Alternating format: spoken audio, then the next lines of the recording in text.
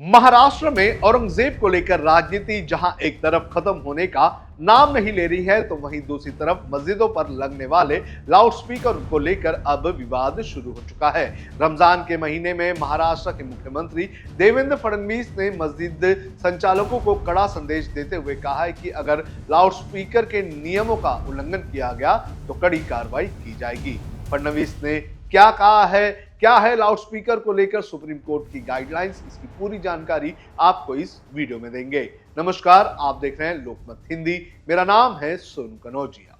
महाराष्ट्र के विधानसभा सत्र में औरंगजेब की कब्र को हटाए जाने की मांग खत्म होने का नाम नहीं ले रही है कि अब मस्जिदों और धर्मस्थलों पर लगने वाले लाउडस्पीकर का मुद्दा भी उठने लगा है।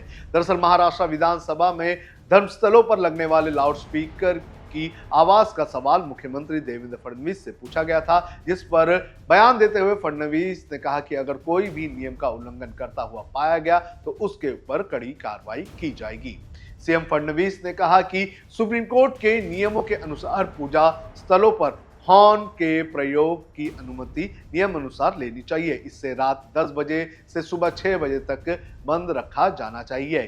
फडणवीस ने आगे कहा कि इन लाउडस्पीकर की ध्वनि दिन में 55 डेसिबल और रात 10 बजे से सुबह 6 बजे तक 45 डेसिबल होनी चाहिए। अगर लाउडस्पीकर की ध्वनि इस डेसिबल के अनुसार नहीं होगी तो केंद्र सरकार द्वारा महाराष्ट्र प्रदूषण नियंत्रण बोर्ड को दिए गए नियमों के अनुसार कार्रवाई की जाएगी। मुख्यमंत्री ने जवाब देते हुए आगे कहा कि अगर कार्रवाई नहीं की गई तो पीआई के ऊपर सरकार कार्रवाई करेगी।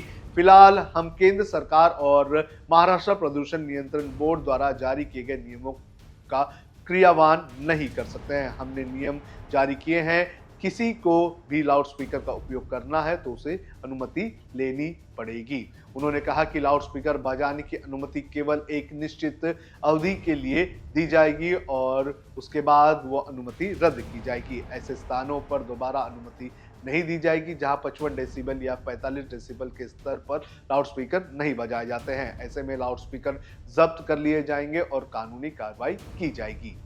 हर पुलिस स्टेशन में होगा डेसिबल मीटर।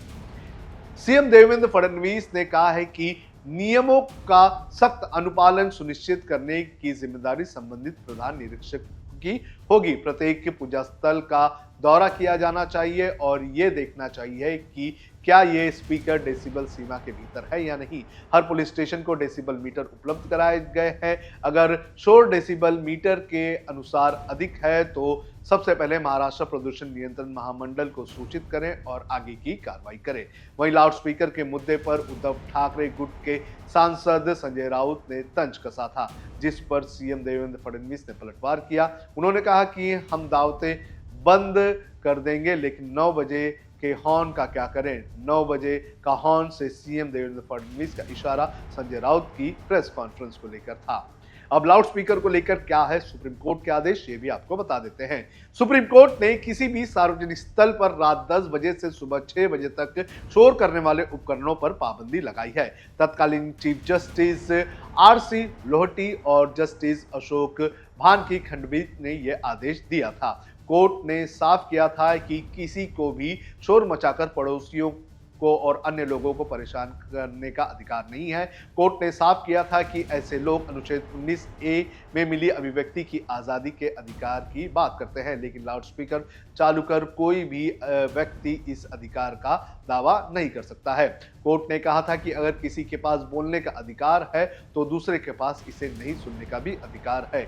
अगर किसी को जबरदस्ती तेज आवाज में लाउडस्पीकर सुनाई जाती है तो उसके शांति और आराम से प्रदूषण मुक्त जीवन जीने के अनुच्छेद 21 के मौलिक अधिकार का उल्लंघन होता है। कोर्ट ने अपने फैसले में सार्वजनिक स्थल पर लाउडस्पीकर के आवाज का पैमाना तय किया था।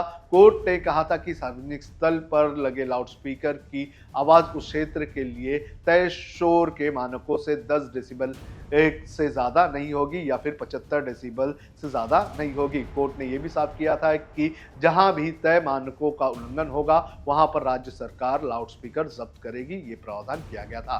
ध्वनि प्रदूषण अधिनियम 2000 के मुताबिक कमर्शियल, शांत और आवासीय क्षेत्रों के लिए ध्वनि तीव्रता की सीमा तय की गई है, जिसमें औद्योगिक क्षेत्र के लिए दिन में 75 और रात में 70 डेसिबल की तीव्रता तय की गई है। कमर्शियल क्षेत्रों के लिए दिन में 65 और रात में 55, आवासीय क्षेत्रों में दिन में 55 और रात में 45 डेसिबल की सीमा तय की गई है। तो इस तरह से जो लाउड स्पीकर बजते हैं और जो ध्वनि फैलाते हैं, उनको लेकर सुप्रीम कोर्ट ने गाइडलाइन जारी की है और जो धार्मिक स्थलों पर जो स्पीकर्स लगे होते हैं, उनको लेकर भी नियम तय किए गए हैं। और अब इस पर देवेंद्र फडणवीस ने जवाब देते हुए साफ तौर पर कहा है कि अगर कोई भी नियमों का उल्लंघन करेगा, उस पर नियम के अनुसार कार्रवाई की जाएगी।